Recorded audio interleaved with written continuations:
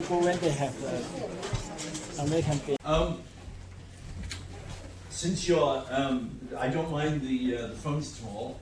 The slides are all available afterwards. You can have so you don't need to take photographs of the screen. The screen, everything is for you. You can have it all, so you can concentrate on hopefully what's on there rather than taking pictures.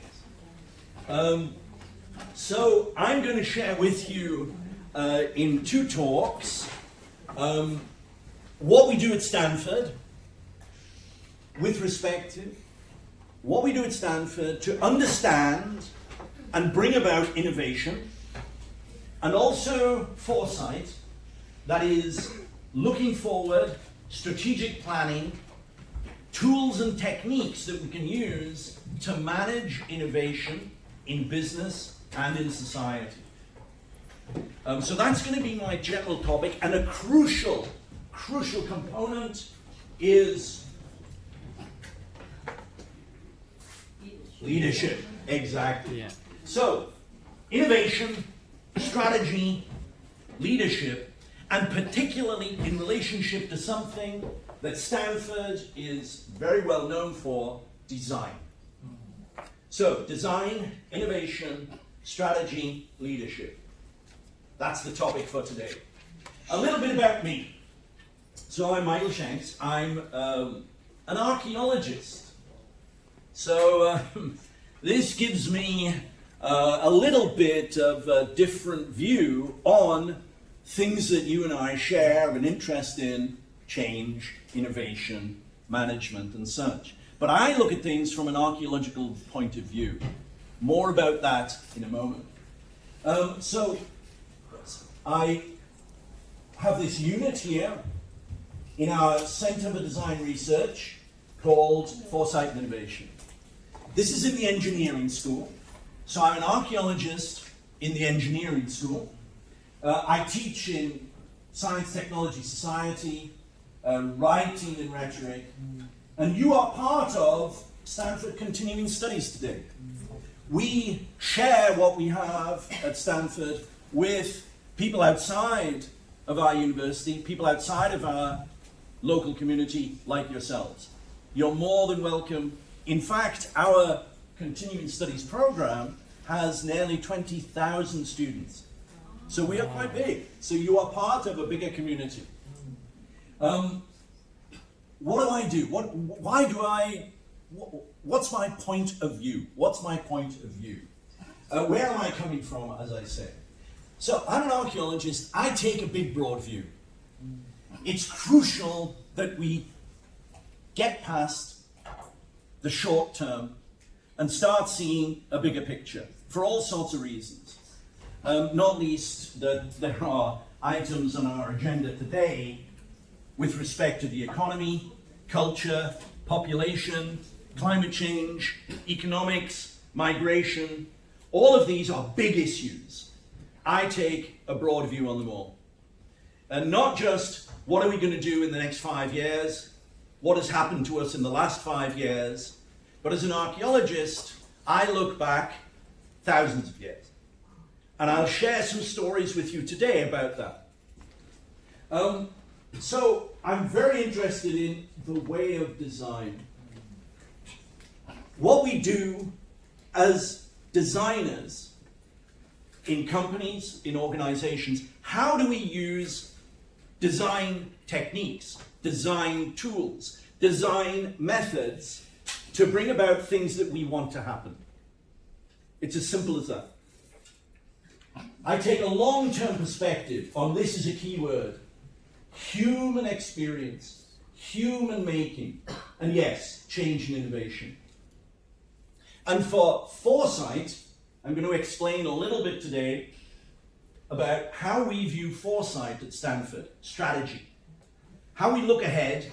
And here's the key thing: we look ahead not to predict the future. We can't. We will fail to predict the future.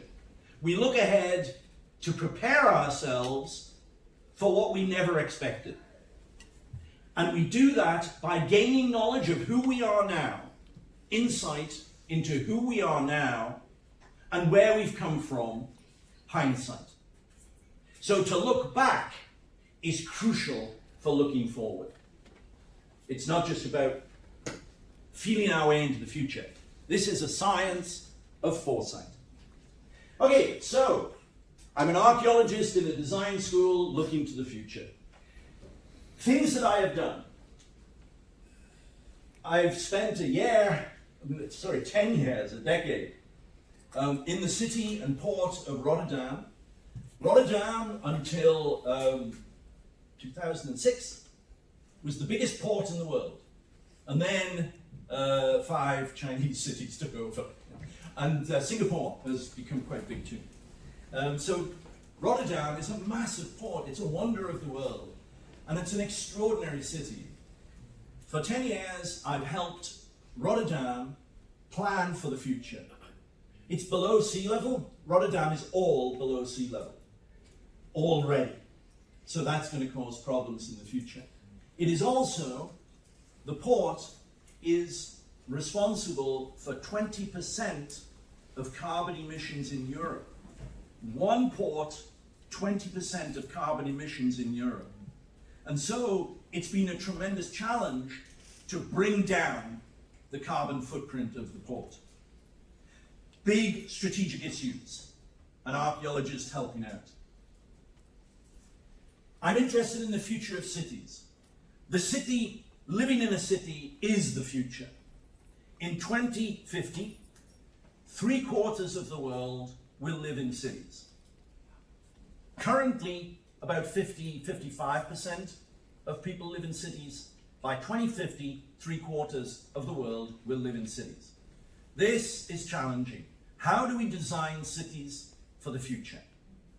I look at cities from a 5,000-year perspective because that helps us understand what we can do to make life in cities better. I'm going to talk to you a little bit today about something that's changing all around us, mobility. Automobiles. Yeah. And for a while, I had a project running that looked at the history of automobiles to help us plan the future. And today I'm going to talk about robots and artificial intelligence because a lot of us are interested in the future of artificial intelligence. I know, for example, that in China, developments in using artificial intelligence in education are really very, very advanced. We have a project going with Chinese universities and a Chinese school to look at the development of artificial intelligence in schools. It's a great future.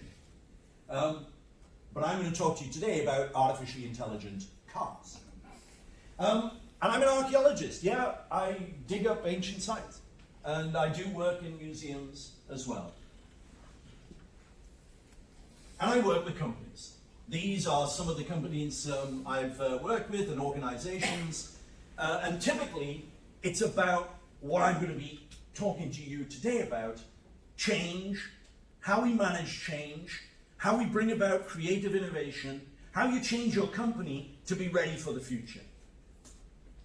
That's what I do with you. So, our topic today, I like to think of it very simply as how do we get things done? How do we understand innovation? How do we build a world where we can manage innovation, looking to the future? So, design, foresight, and innovation from the point of view of what we do at Stanford and in the Valley. Of course, Stanford is a key component of Silicon Valley. A lot of what I have to share with you today is about how the university, in its research and in its teaching, connects with companies locally. Companies big and small. So, for example, I work currently with Tesla. I've got a story about Tesla for you. I'm very interested, as I mentioned, in artificial intelligence.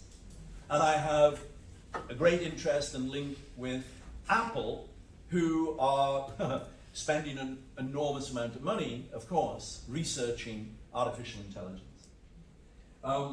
So Stanford, Silicon Valley, the future. I'm going to put 4 messages that I'm going to share with you today. 4 messages, 4 slides.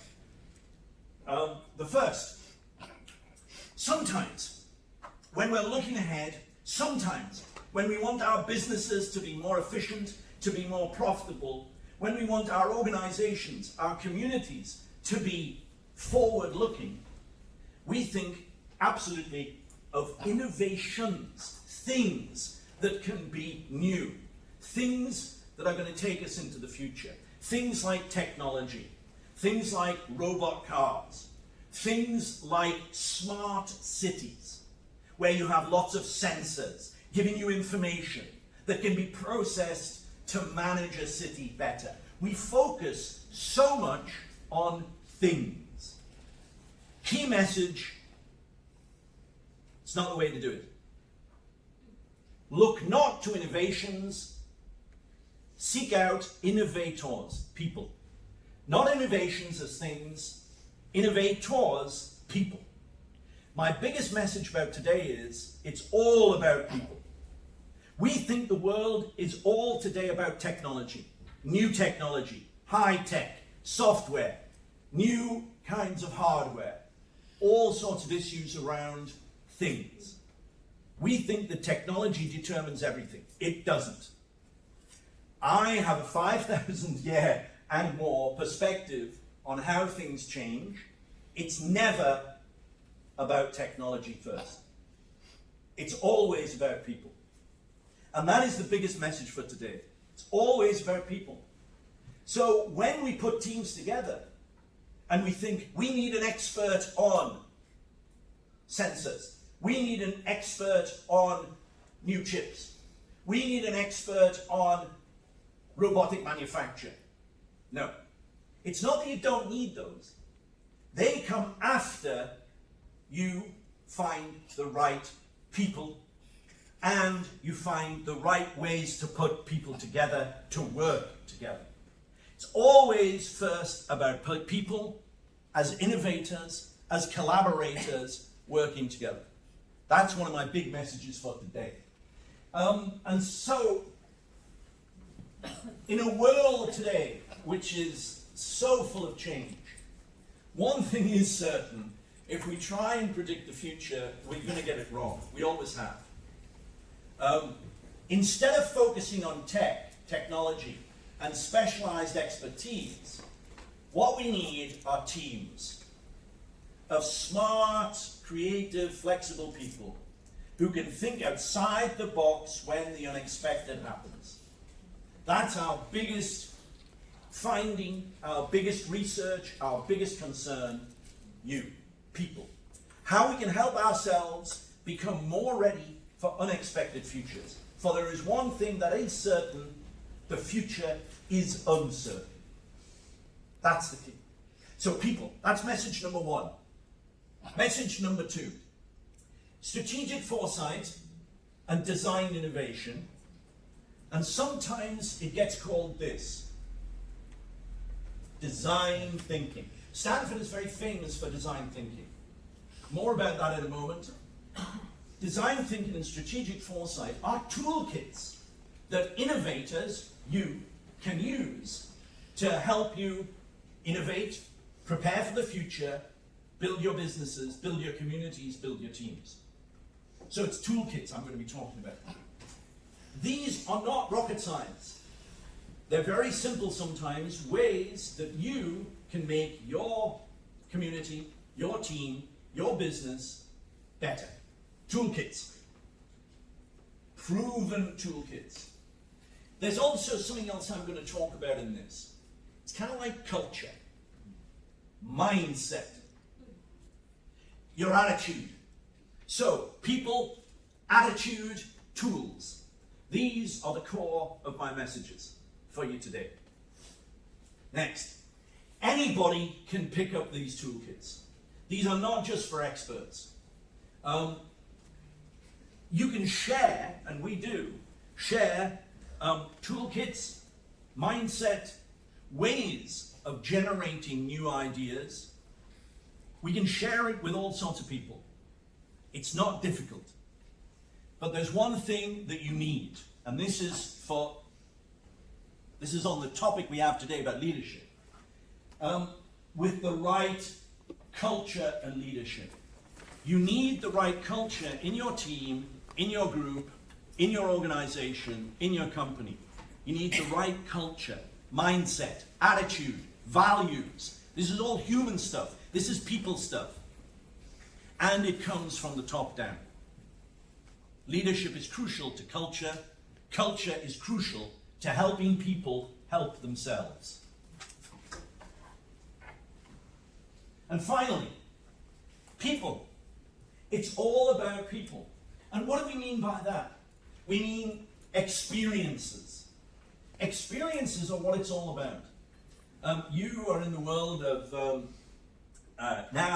supplements, dietary supplements, and skin products, and the way we face the world with stuff we use, we prepare ourselves with, things that make us feel better in the world.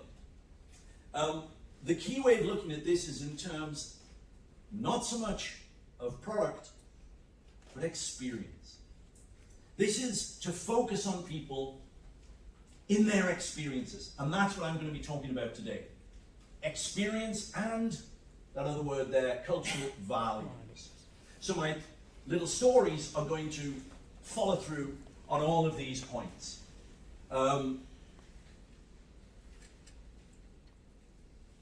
Some of this is going to come up. Memory. Where we've come from, and our memories make us who we are. Belonging. Where do you come from? Who are you? Identity. These are key aspects of human experience. And if you want to generate innovation, this is a place to look, to put your energy, put your effort. People. So yeah, innovation, and I'm going to talk about project management as design, is always about people, culture, values, and yes, leadership.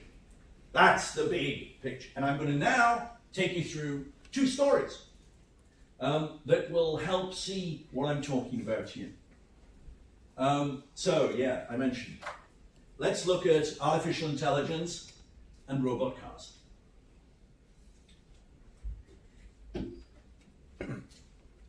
So, what's going on in business innovation so much in the world of automobility? As we've said, this includes the shift into autonomous vehicles, cars that can drive themselves. And car manufacturers the world over are looking to innovate, bring new cars to market which drive you around. What are the issues? A lot of focus is on the technology. That is, how do you actually build a robot car? How does the processor unit relate to the sensors? And fundamentally also, how do people interact with the robot car? And there are some big issues there. One that we've researched is when the car is driving you, maybe you're sitting there reading something. You've got your tablet out and you're reading a book, the car's driving along, and the car needs to ask your advice. No, the car needs to say to you, I'm having a bit of trouble here, I don't really know what's happening. Please take over driving. Okay? And that's going to be a regular scenario. Your robot car wants you to start driving. This is actually a major psychological problem because you're reading your book. The car says, Michael, stop reading your book, drive. I'm in trouble. Okay, so I have to stop, listen, look up, and I don't know where necessarily I am. So I have to be fast and say, whoa, okay, I'm driving. It takes too long. It can take 30 seconds for you to take over driving. And in that time, you're dead, potentially. So that switchover, crossover, is a key challenge to the design of robot cars. And there's a lot more. What we've got here are things, that's interface, okay, interface. Infrastructures are things like, are we going to have more sensors in the road? Every road, to help autonomous vehicles, to help robot cars drive? Or are they going to do it all themselves? Are cars going to talk to each other as they're driving along? They should, because then they don't bump into each other as much, perhaps. These are all tech challenges, it would seem. But remember, the key is they're actually human challenges. And that one about the crossover, I'm driving, the car's driving, how do you swap between the two, is actually a human issue. But there's more to it. Let me go into one particular aspect that regularly crops up. Robot cars. This was for a while the Google robot car. Okay? And it's meant to look, well, how does it look to you? What do you think about it? Does that car look cute? Perfect. It looks cute. A lot of cars don't look cute. I used to have a slide here of American muscle cars. I don't know if you know, like a Mustang or a Cobra or a Dodge Charger, which are very aggressive looking cars. This doesn't look frightening. Yeah. It looks cute. There's a reason for that. One of the key challenges with cars, the key challenge, is how we are going to get on with them. Are they going, if they're driving us around, are they our servants? Are they our helpers? Are they friends? Or are they just a car? But if it's just a car, how come it's so smart? How smart? And are you going to feel comfortable when the car is smarter than you? Maybe not. The car is smarter than you, but it's just a machine. Whoa, this gets awkward. These are the key issues of innovation, people issues. One of the techniques, tools that we use here in our design projects is to say, how can we understand our human relationships with things? And what we do is we use anthropology, ethnography, to look at people's experiences of automobiles. And we do it in all sorts of different ways. We just had an experiment this summer. Toyota funded us, so the Japanese car company Toyota gave us money to research robot cars coming up to crossings, where people cross the road. So imagine, robot car, person crossing road, okay? Where does the car stop? Because they're very, very smart. The car could easily, it's a robot, it knows where you are, it could drive up to you and stop there. That's going to scare you silly. Oh my God, a robot car. But it could stop 20 feet away, 5 meters away. But that's too far. You're going to go, what's it over there for? What's it over there for? Too close, too far.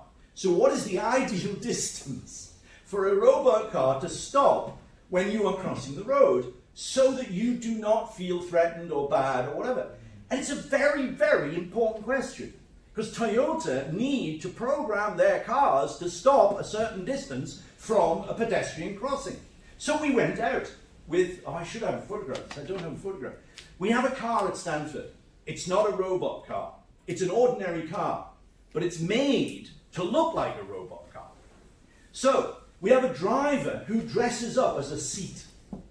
Right? So they have an outfit, they have a costume, which means when they sit in the car, you can't tell they're there. They look like the seat. So you're driving around the car, you actually have to hold your hands down, and you're looking through a seat forward. So when people see the car, they don't see anybody in the car. And on the top of the car, it's got robot car, watch out. So we pretend to be robot cars so that we can watch people's behavior. And we found out something that we didn't expect. We were going to stop the car at pedestrian crossing, at people crossing the road, and see whether going close was okay, whether staying away was okay, and observing what people did to tell us whether they were happy or sad. But one thing we did not expect was that many people were mischievous. They played tricks on the car, deliberately. So you would get people who saw the robot car coming, and they'd stand at the side of the road, and then they'd walk into the road knowing the car had to stop. As the car stopped, they pulled back again to see what the robot was going to do. Others walked into the middle of the road and stopped, and then turned and looked at the car to see what it would do. So people started playing tricks on cars, throwing things at the car to see if they could knock the sensors off the top. Seriously. What was this? Why are people not they're playing tricks on robots, but they're just robots. Yeah, and you like to have fun. That's what people were doing. This is something we didn't anticipate. Toyota weren't thinking about this at all. What they wanted was 2 meters, a number. What we told them was, people are going to screw you up, your cars, because they want to have fun. Take that on board. It's about people, not technology and numbers. There is actually an example of this. Do you do online gaming, anybody? Anybody do online games? Of course. Sometimes you have these worlds that you go to online to play games. And some of them are role-playing games, where you're not, earning points. Well, you sometimes earn points, but you perhaps are in an ancient world. Which one do you do? The PUBG. I don't know it. Oh. I don't know many of them. There's a one that I used to do called World of Warcraft. Oh yeah, Warcraft. World of Warcraft. It's an ancient kind of world, it's a fantasy world, and you pretend to be people.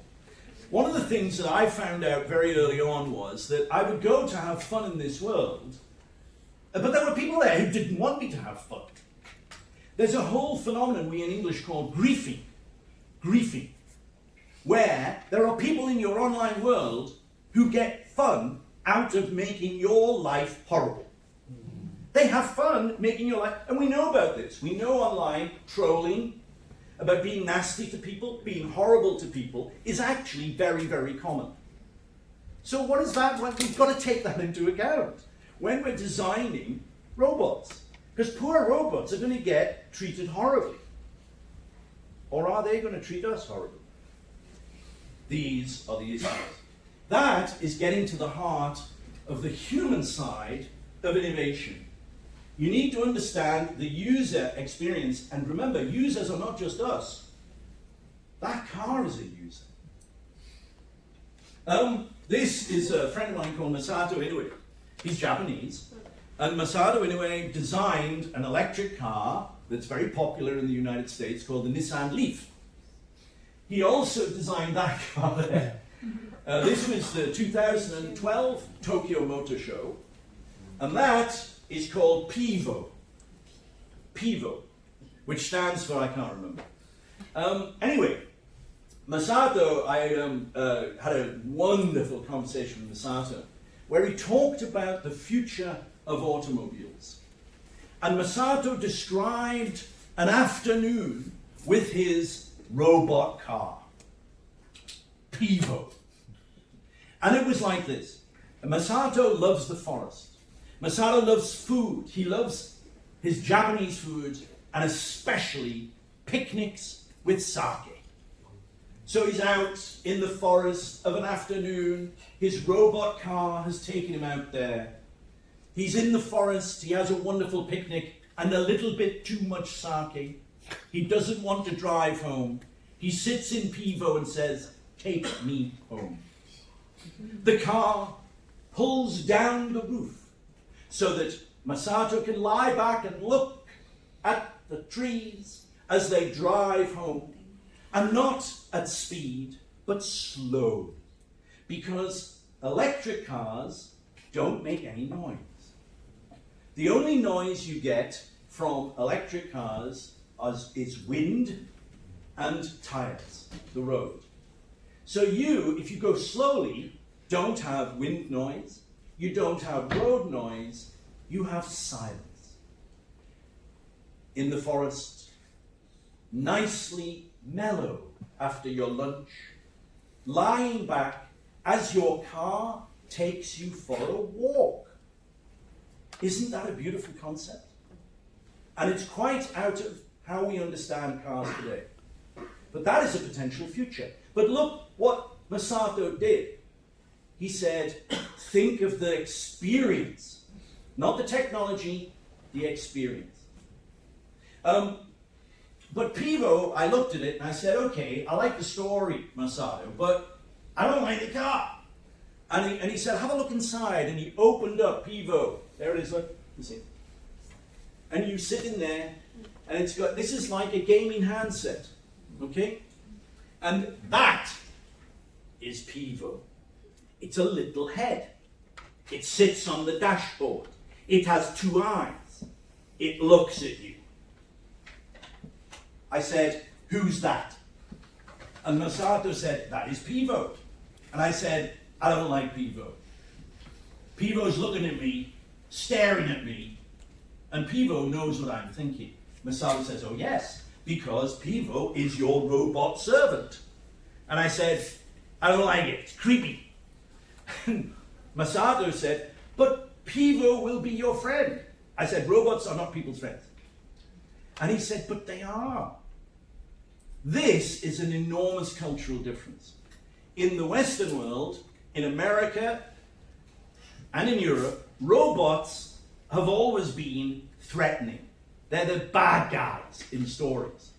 Robots plot against humanity. Robots in many, many science fiction stories that I grew up with, sometimes they're good, usually they're trouble.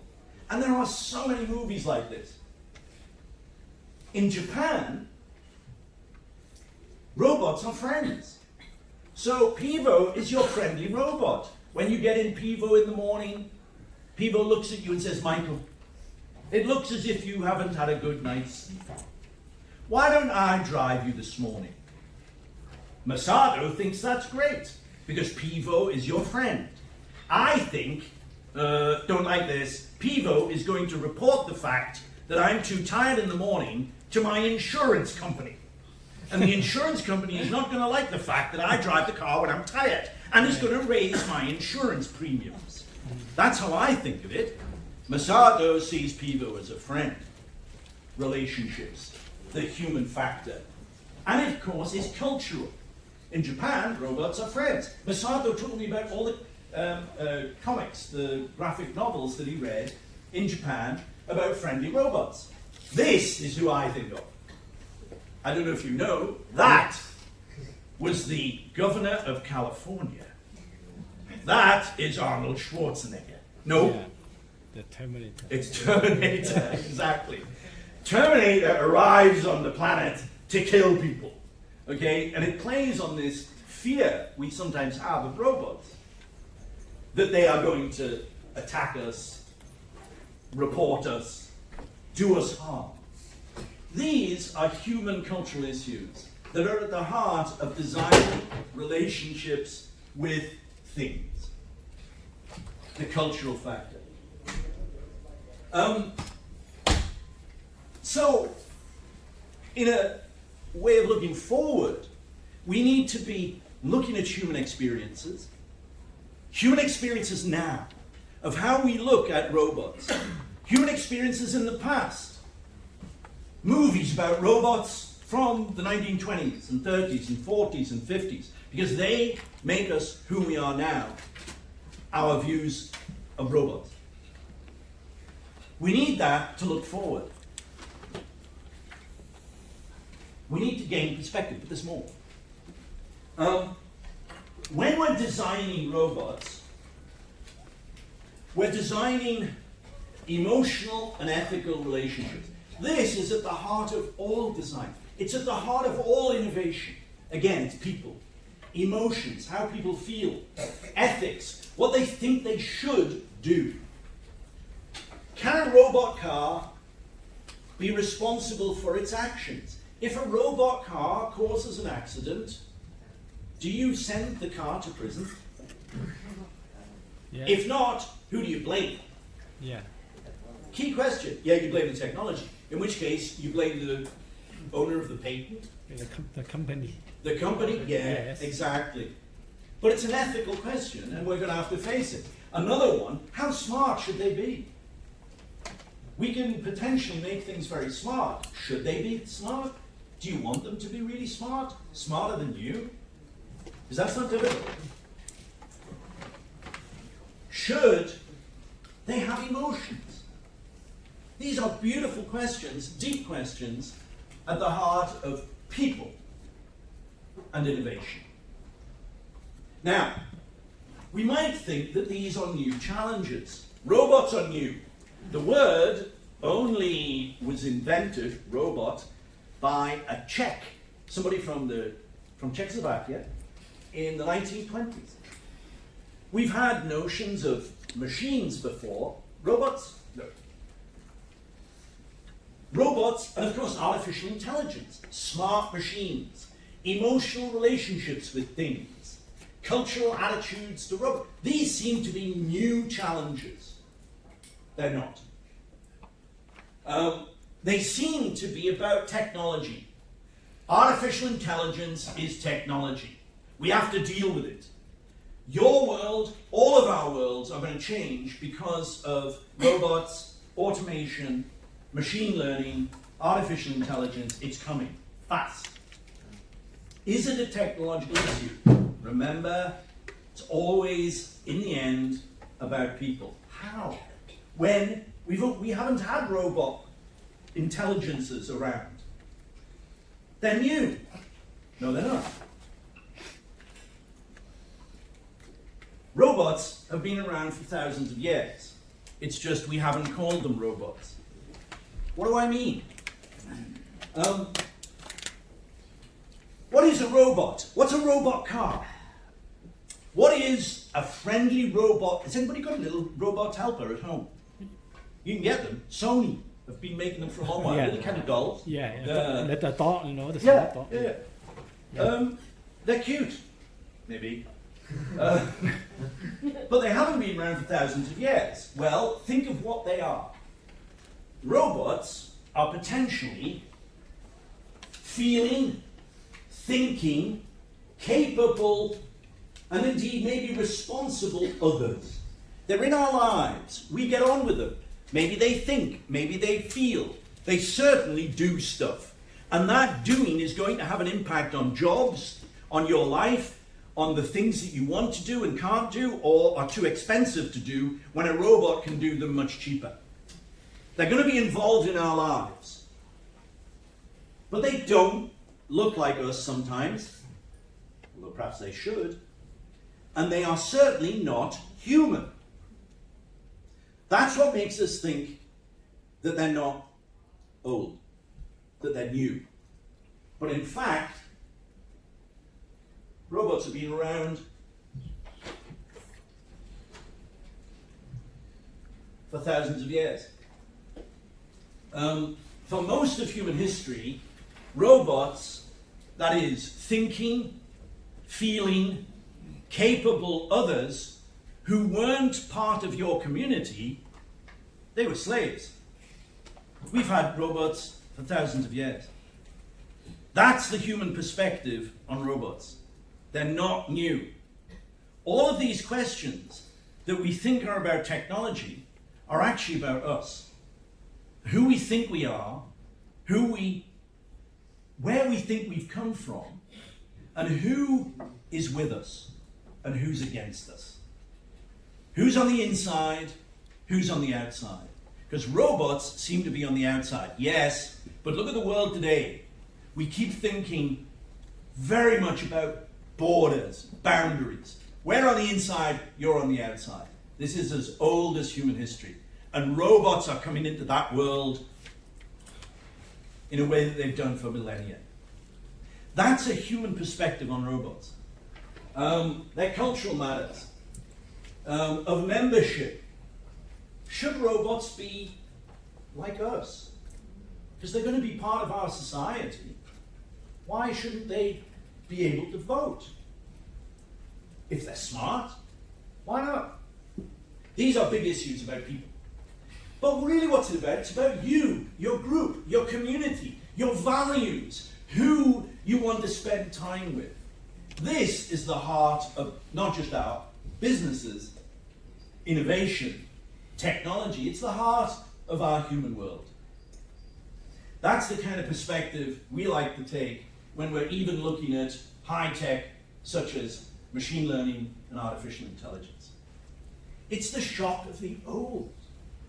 Robots are back. Slaves are back as robots. There's an argument, of course, they never went away. Yeah. The world has never been free of slavery, ever. Yeah. And now we're seeing it come back in a new way. What's it going to do to the people who lose all their jobs? How much are they going to feel part of the world when robots are doing their jobs? We know that that's a big issue. It's a human issue. And it also makes you ask, well, what is a car then? When it's a robot? It's not just a box on four wheels. It's not just an engine, people, a wheel. Cars were always so much more. Look to how cars connect with people.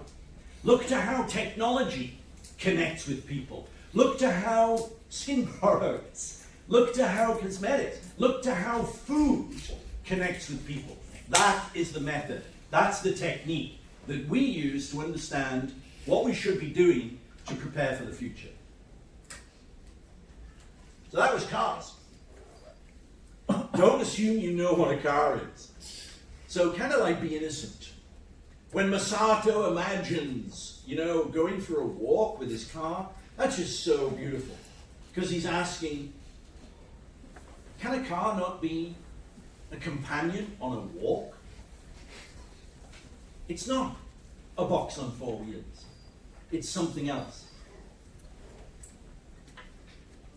Just what is a house? Okay, Tesla. Tesla does cars. That's the Model 3. Yeah. And it's, Model 3. That's the latest one? Sorry? That's the latest one? Yes. Wow. And Tesla are based here in California. They're an interesting, very interesting company.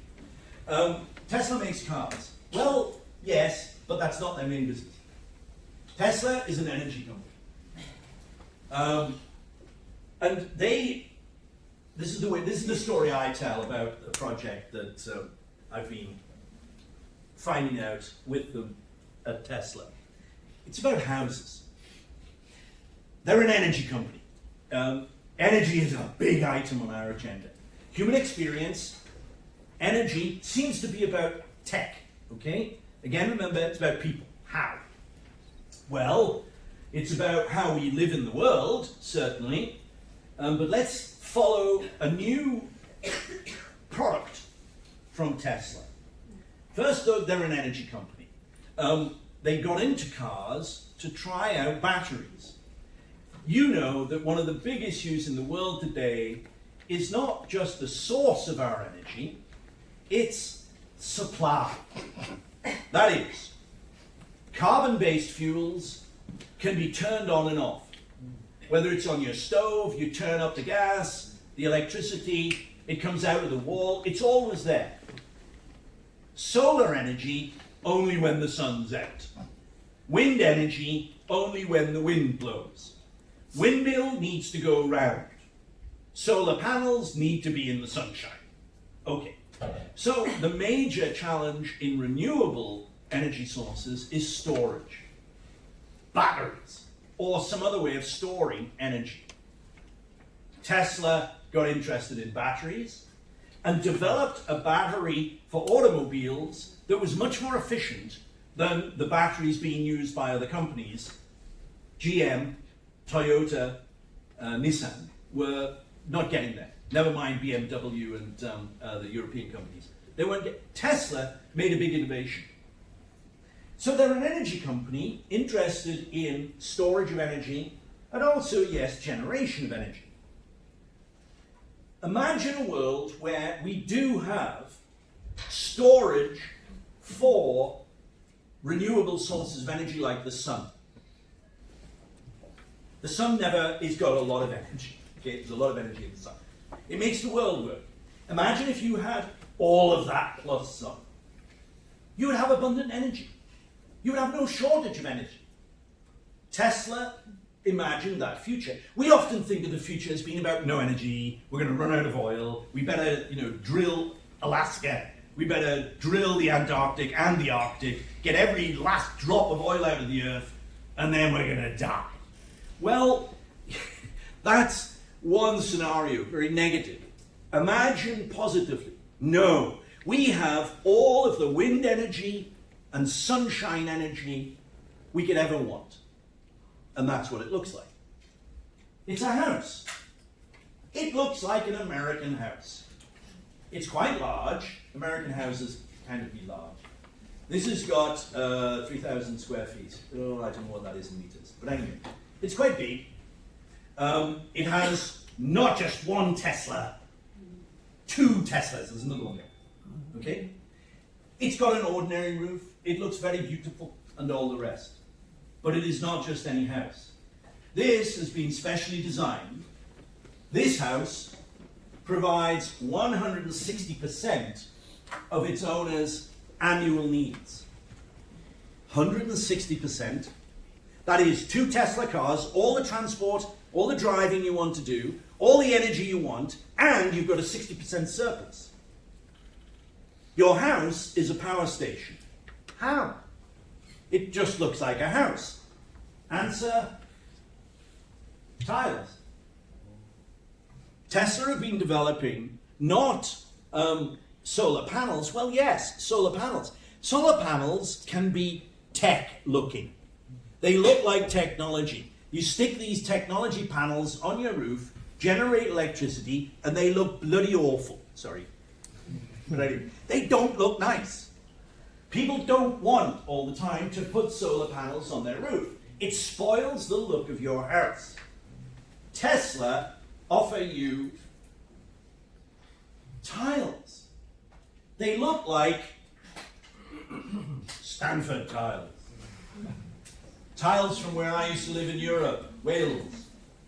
These, well, they're glass, but they're kind of pretty. These ones look tech. So if you want a